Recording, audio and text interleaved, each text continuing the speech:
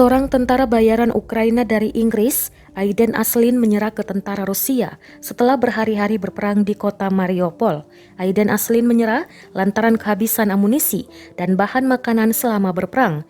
Dilansir dari The Guardian, ia bersama unitnya terpaksa menyerah karena mereka telah kehabisan makanan dan amunisi. Pria asal Newark, Nottinghamshire, yang bergabung dengan marinir Ukraina sejak 2018 itu memberitahu keluarganya bahwa ia dan rekan-rekannya tidak bisa bertahan lebih lama lagi di Mariupol.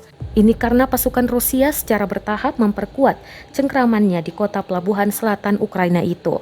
Ibu Aslin, Angwut, mengatakan kepada BBC bahwa unit putranya telah melakukan perlawanan yang hebat, namun harus menyerah karena tidak punya senjata lagi. Dalam sebuah wawancara, dia meminta Perdana Menteri Inggris, Boris Johnson, untuk menemukan cara menggulingkan Putin. Pasukan Rusia mengepung kota Mariupol yang strategis sejak awal Maret lalu.